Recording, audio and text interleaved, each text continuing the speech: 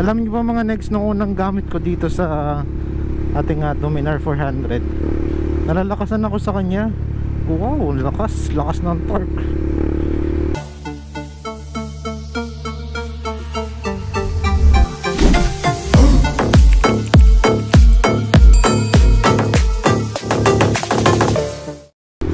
Ayan, what's up mga negs? Yan, it's me, Negroy Moto. So, welcome back sa ating YouTube channel.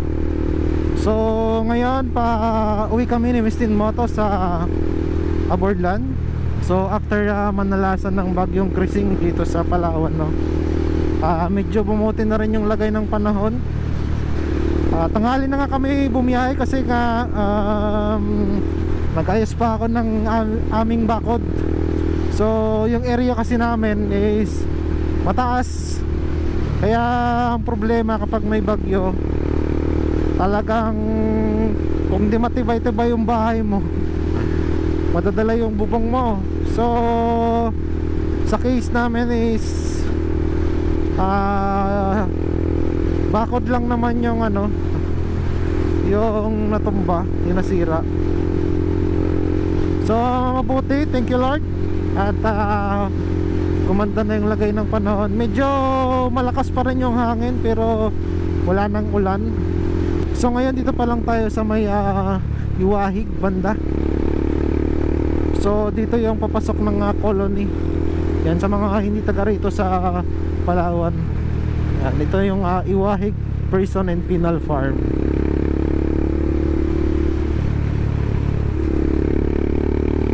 So every weekends kasi umuwi kami ni Mistin Moto sa kanila sa Aborlan, kasi nga kailangan namin uwian yung aming mga alagang baboy.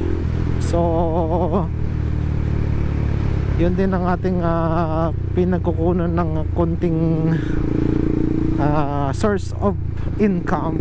Ayan, ilang araw ko nga din hindi nagamit itong aking Dominar kasi sobrang traffic. Ang hirap sa traffic ng ganitong motor, at saka maulan. So ginagamit ko yung motor ni Mistin Moto, yung kanyang Honda Beat. Tsaka medyo tipid na rin sa gas. Yan, dito na tayo mga next sa Iwahig Bridge.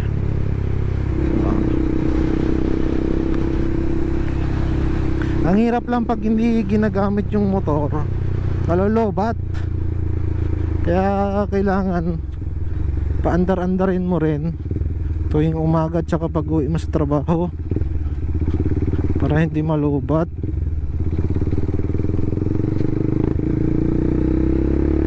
So ayan mga negs, nandito na tayo sa Barangay Santa Lucia. Kung napapansin nyo, mayroon na dito nga solar street light sa magkabilang side ng kalsada.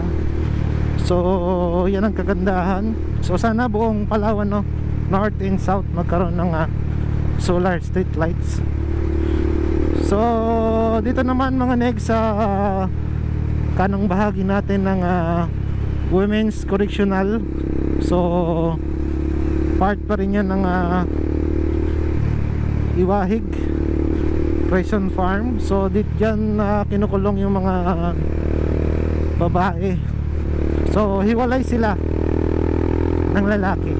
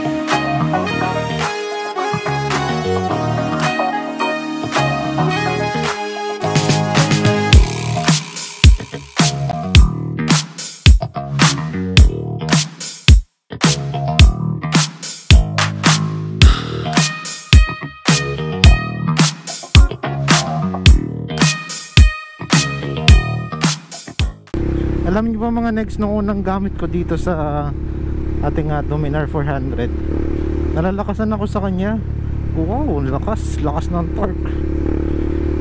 So nabili ko kasi ito second hand noong January lang. So 7 months na siya sa atin. Ayan, bibitin na ako sa kanya.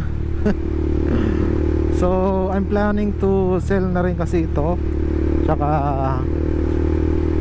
planning to buy a new one, which is a CF Moto 675 SS. So nag-iipon-ipon pa tayo. Ang mahirap lang, hanggang ngayon wala pa tayong ipon.